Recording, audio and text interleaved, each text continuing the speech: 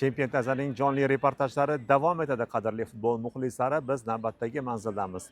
Xabaringiz bor, bir nechta jamoalarimiz orasida Namanganning Navbahor klubi ham yangi mavsumga tayyorgarlikni Turkiyaning Antalya shahrida davom ettirmoqda. Birinchi yig'in ham aynan mana shu yerda o'tkazilgan edi. 18-fevralga qadar davom etadigan ikkinchi yig'in esa 4-fevraldan start oldi va mana bugun Navbahor jamoasi ilk nazorat uchrashuvini o'tkazmoqda. Raqib juda ham jiddiy. Qozonning Rubin jamoasi, har ikkala jamoa bosh murabbiylari talab va istaklariga binoan kelishuviga ko'ra jamoalar 30 daqiqadan 4 ta taym o'ynashadi. Bu 120 daqiqa degani va har ikkala murabbiyda ham futbolchilarni sinab olish imkoniyati, barcha futbolchilarga shans berish imkoniyati taqdim etiladi. Demak, biz bugungi reportajimizni Navbahor jamoasiga bag'ishlaymiz. Xabaringiz bor, Navbahor jamoasining muxlislari juda ham ko'p saytimiz o'quvchilari orasida va talab va istaklardan kelib chiqqan holda biz Navbahor jamoasi ishtirokidagi o'yindan reportaj taqdim etishni maqsad qilganmiz. Hozir tribunani ko'rishingiz mumkin. Bu yerda bir nechta jamoalarimiz biz ko'rdik. Hozir Surxondan bordi, Neftchi jamoasidan bordi va boshqa bir nechta klublarimiz bevosita mana shu uchrashuvni Navbahor va Rubin klublari bahsini tomosha qilishyapti. Bilmadim, biz qaysidir ma'noda bo'lajak raqib sifatida o'yinlarni o'rganishayotgandir. Balkim ikki kuchli jamoa o'rtasidagi uchrashuvni tomosha qilish uchun kelishgandir. Endi bu bizga qorong'u. Mana kadrlardan ko'ryapsiz. Demak, bevosita tribunadan o'yinni kuzatib borishyapti. Biz e'tiboringizga reportaj davomida futbolchilar va murabbiyning, albatta Temur Kapaziyning fikrlarini taqdim etamiz. Bizdan uzoqlashmang. Navbahor jamoasiga bag'ishlangan reportajimiz boshlandi.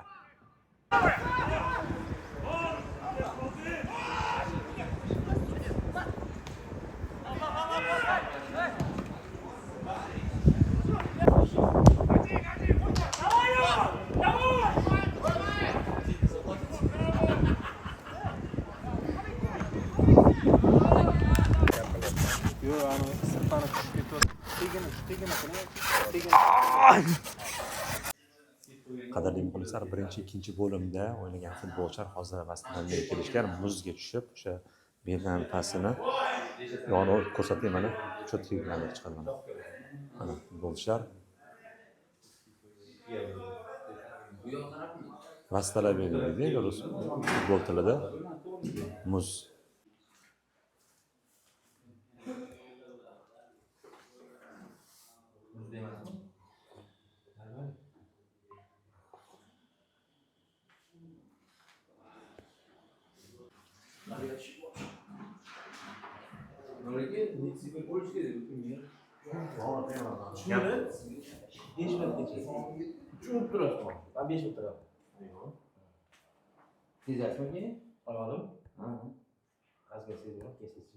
Umar bu oyog'idagi stressdan tushiradi pastga.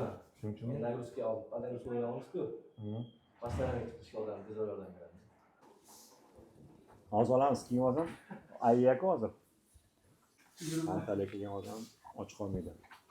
Shu futbolchilik faoliyat tugatgandan keyin bir marta kirdim-da. Undan oldin deganda. Birinchi. Bunaqa sharoitlar bo'lmasdi, unaqa suv, unaqa narsalar. Mayda portdan suv chiqib turadi.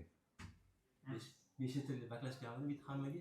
5 litrli emas, oldin bizning paytda nima bo'ladi? Yog' idish bo'ladi, bunaqa katta sistemlarda, shunaqa yurilardi hammaga. Mana bunaqada olinardi. Cho'mich bo'ladi, olinardi, hamma gaz. Choq suv bor ekanmi, cho'milgani? Siz bunisi nechinchi yil o'ynagansiz? 1999-yil boshlanganda. 98-yil. 98-chi? 97. Yo'q, avjiga chiqqan paytda. Boshlagan paytim professional tarzda 1993.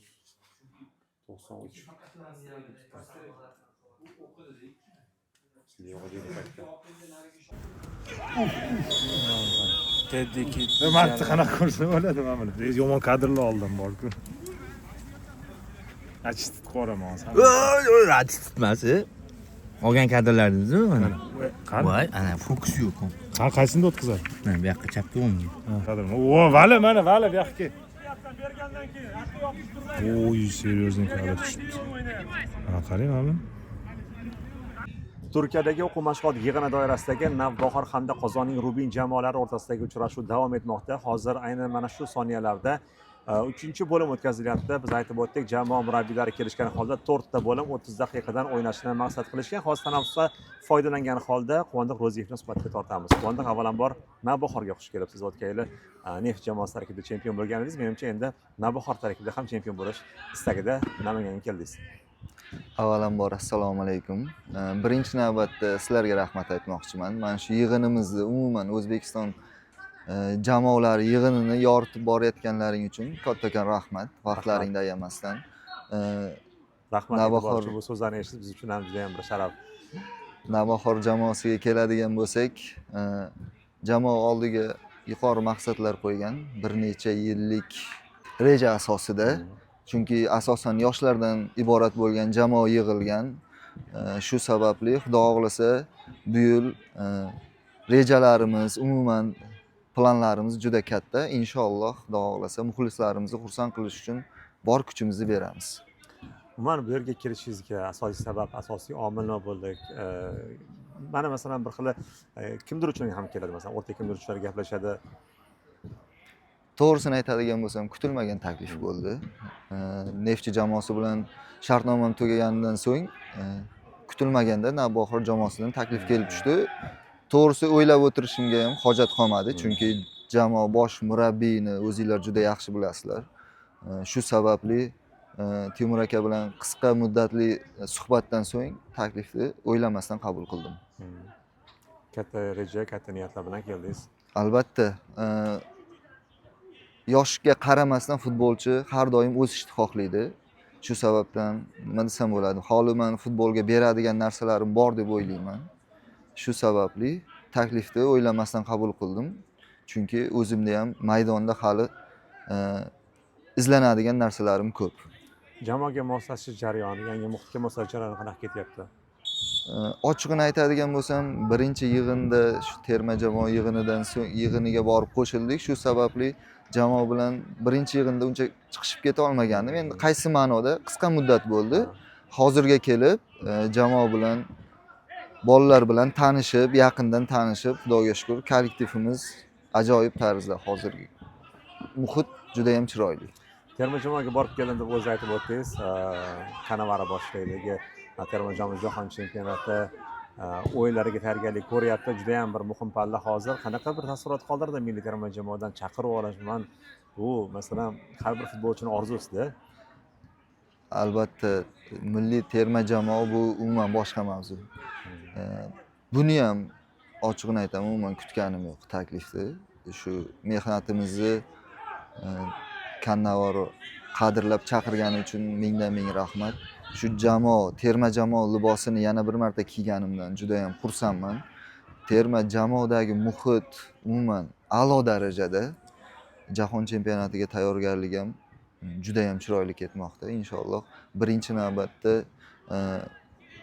tarixiy iz qoldirdik. Xudo xohlasa jahon chempionatida ham chiroyli o'yinlar bilan muxlislarimizni xursand qiladi deb o'ylayman jamoa. Kanavaro haqida shaxsiy fikringiz qanaqa? Men gaplashdingiz mana borganda yig'inda har bir futbolchi bilan alohida suhbatlashdi deb aytishdi. Nima qanaqa mutaxassis ekan? Biz uni futbol sifatida bilamiz, juda ham yaxshi olti to'p sohibi, murabbiy sifatida qanday ekan? Taktikalari masalan uni farq qiladimi? Ochig'ini aytsam, o'tgan yili Neftchi jamoasida ham xuddi sxemada o'ynadik, 5-2-3. O'shaning uchun ham unchalik qiynalganim yo'q o'yin davomida, mashg'ulotlar davomida. Lekin Cannavaroni soddaligi, oddiy insonligi meni hayron qoldirdi. Har bir futbolchini chaqirib, motivatsiya berib, xuddi nima desam bo'ladi, terma jamoada muntazam o'ynab yurgan futbolchilardek o'zimizni his qilishimizni ta'kidlab, har bir futbolchi bilan individual gaplashib, futbolchiga dalda berib, har tomonlama futbolchini qo'llab-quvvatlashi meni hayron qoldirdi. Ochiqni aytaman, bunaqa individual suhbat murabbiylar bilan menda bo'lmagan. Bu yilgi chempionatdan nimalar kutyapsiz? Hozir ko'ryapsiz, hamma jamoalar deyarli shu yerda yaxshi sharoitlarda, yaxshi jamoalar bilan o'yinlar o'tkazib tayyorgarlik ko'ryapti. Biz bir necha jamoalar ishtirokidagi o'yinlarga bordik. Savol beramiz, bu yilgi maqsad qanday deganimizda hammasi oliy maqsad aytishyapti-da, kamida 3 talik kirish aytishyapti-da. Jamoalar bu yil menimcha chempionat eng qizg'in chempionatlardan biri bo'ladi. Siz aytib o'tganingizdek, teng kuchli jamoalar juda ko'p. Endi balki qur'a qayerdadir ozroq rol o'ynashi mumkin, lekin siz aytib o'tganingizdek, chempionatda kuchli именно uchtalikka kirish uchun qizg'in kurash boradi, bu aniq.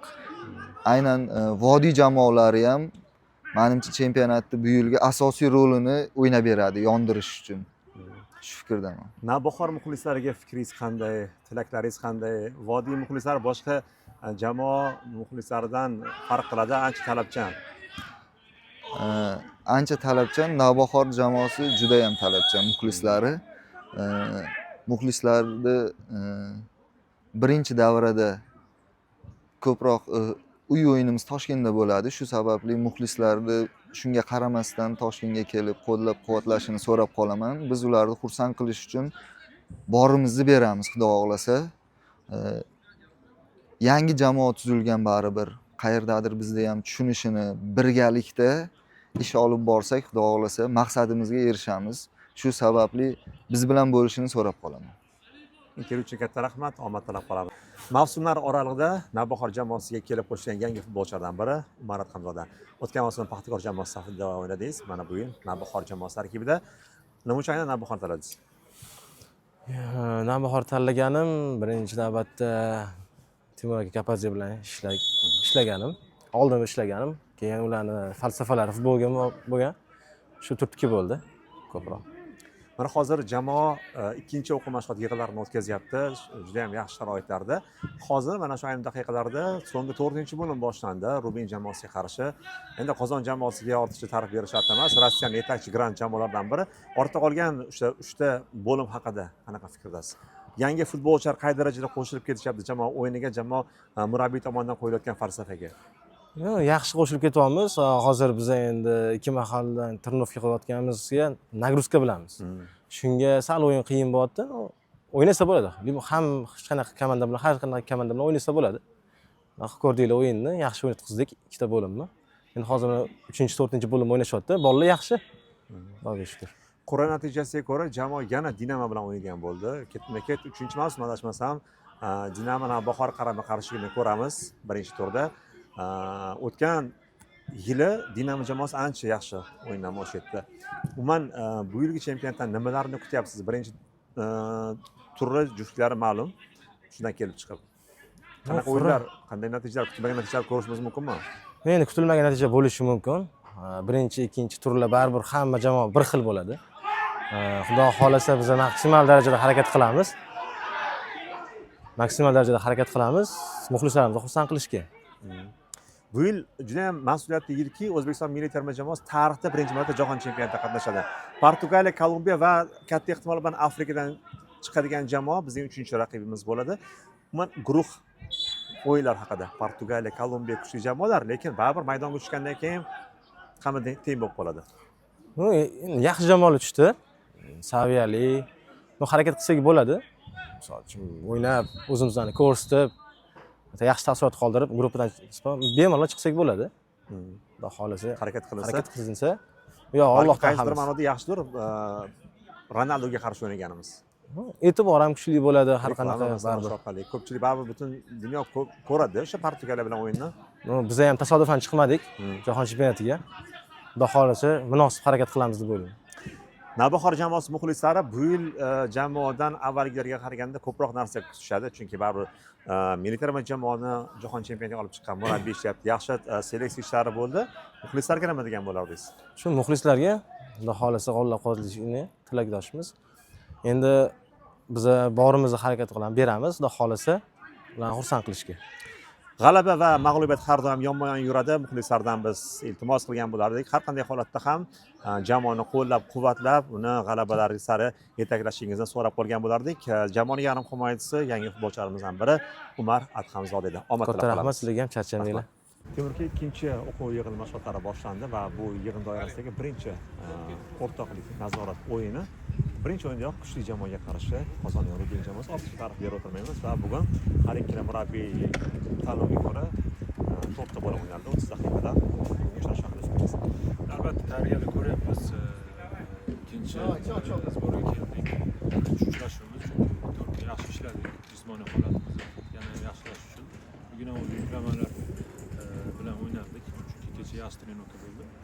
Shu ikkala tarkibga ham 60 minutdan o'ynadik. Endi keyingi o'yinlarda o'sha 90 minut o'ynaymiz. Umuman olganda hamma sog'lom, yaxshi tayyorgarlik bo'lyapti. Bir ikkita pozitsiyani kutyapmiz yana kuchaytirish uchun. Qolgani, prinsipi reja bo'yicha ketyapti. O'ylaymanki, yaxshi tayyorgarlik ko'rib, chunki vaqt ham oz qoldi. Lekin oldimizda hozir yana 4 ta uchrashuv bor. Shularda yaxshi. Bugungi o'yinda ko'rsatmalarni qay darajada futbolchilar bajara olishdi? Yaxshi, albatta. Endi hozirgi sborda bir narsa deyish 100% aytish qiyin, chunki yuklamalar kecha ham yaxshi ishladik. 2 mahal mashg'ulot bilan bugun ertalab ham mashg'ulotimiz qildik. Shuning uchun biz ham tushunib turibmiz. Qayerdadir kamchiliklar bor, xatolar bo'ladi, lekin umuman bugun yaxshi o'yin bo'ldi Rubinga qarshi. Ular ham yaxshi jamoa bilamiz va temp bo'yicha ham, intensivnost bo'yicha ham kerakli narsalarni ko'rdik. Ishlash uchun yaxshi sparing partnyor bo'ldi. Lekin albatta yuklamalar bilan o'ynaganda albatta xatolar ko'p bo'ladi. Uni ham biz tushunib turibmiz, lekin yaxshi sparing bo'ldi. Keyingi uchrashuvlar ham bizda yaxshi sparing bo'ldi. Ko'rdik, Aqto'be jamoasi ancha Naning yaqinda o'zini tarkibiga qo'shib oldi. Mana Qozog'istonning yetakchi klublari Xayrat, o'sha Aqto'be klublari juda ham tez rivojlanyapti va men so'ramoqchi bo'lgan narsam, mana shu sparing partnyorlarni tayyorlayotgan paytda asosiy e'tiborini nimaga qaratasiz? O'zingiz masalan biz bilamiz, Turkiyaga sbor paytida tashkilotchilar taklif qilishadi. Albatta biz bu jarayonda albatta har xil jamoalar yetishadi. Bu jamoa bor yoki bu jamoa bor. Albatta qarab chiqamiz kuchiga, o'sha statusiga, qanaqa jamoaligini, nima o'ynayapti. O'shaning harakat qildik. Har xil regiondan bo'lsin, har xil stil bo'lsin, bizga ham qiziq bo'ladi va kuchliroq raqib bo'lgani yaxshi bo'ldi. Seleksionniy ish yopildimi yo hali kimdir kerak qo'shilishi mumkinmi? Kutyapmiz, chunki bir ikkita pozitsiyalarda transferda anaqa gaplashayotganimiz ozgina o'xshamay qoldi. O'shaning uchun hozir boshqalarni kutyapmiz. Bugun ham o'zi ko'rganingizdek, yana o'yinchilar bor edi. 24-raqamda Braziliya adashmasam o'ynadi. Shu Baltikaga tegishli o'yinchi. O'shaning uchun kutyapmiz, hozir o'sha kuni yana o'yinchilar keladi. O'ylaymanki, yana ham kuchli bo'lamiz. O'zi hozir ham yaxshi, bolalar har taraflama yaxshi tayyorgarlik ko'ryapti. Bir-birini tushunish ham, harakatlar ham hamma taraflama menimcha a'lo darajada. Albatta, shu to'shni ursak boshqa hech qanaqa Bir narsani eshitdim va bu narsadan juda ham xursand bo'ldim. Namanganda o'sha 1 yillik proyekt qilinmayotgan ekan va 2-3 yil, 4 yil, 5 yilga mo'ljallangan ish ustida ish olib borilgan bugungi kunda. Proyekt shunaqa ekan. O'zi albatta bilasizlar, o'zi bir narsaga erishaman desang ham bir kunlik bo'lmas kerak. Buni albatta har taraflama baquvvat qilish kerak. O'shaning uchun o'ylaymanki, Namanganda har doim futbol bo'lgan. Rahbariyat ham, muxlislar ham har taraflama buni yaxshi ko'rishadi, tushunishadi. O'shaning uchun rahbariyat ham har tarafdan qo'llab-quvvatlayapti. Yaxshi jamoa qilib harakat qilamiz oldimizga qo'ygan vazifani bajarish uchun. Oxirgi savol, birinchi turda Dinamga qarshi o'ynaysizlar, adashmasam 3-marotaba shunaqa bo'lyapti. Chunki Abram bilan gaplashganimiz vaqtda o'sha narsani aytib, hatto bizga 3-marotaba Navbahorni ro'baro qilyapti. Men bu yilgi mavsumdan nimalarni kutyapsiz? Bu bir tomondan qaysi tomonda siz uchun sinov ham bo'lishi mumkin. Endi biz sinovlardan ko'pidan o'tganmiz. Bu futbol eng asosiy albatta chempionatimiz qiziq bo'ladi, chunki har bir jamoa yaxshi tayyorgarlik ko'ryapti. Ko'rib turibmiz, eshitib turibmiz. Bu albatta darajani yana ham kuchli qiladi, chempionatimizni ham kuchli qiladi. Biz ham o'z yo'limizda tayyorgarlik ko'ryapmiz. Albatta har bir jamoa o'zining vazifasi bor. Biz o'zimizni o'yinimizga qarab harakat qilamiz. O'ylaymanki, qiziqarli uchrashuv nafaqat Dinamoda, keyingi uchrashuvlar menimcha oson o'yinlar bo'lmaydi o'zi bu chempionat. Chunki komandalar bir-biriga uch tarafdan ham har tarafdan kuchli. Kutyapmiz biz ham sabrsiz. O'ylaymizki, Navbahor jamoasi muxlislari, rahbariyat qo'llab-quvvatlaydi, har qanday holatda ham jamoaga ishonch bildiradi. Sizga ham yangi mavsumda omad tilab qolamiz. Rahmat, xush kelibsizlar.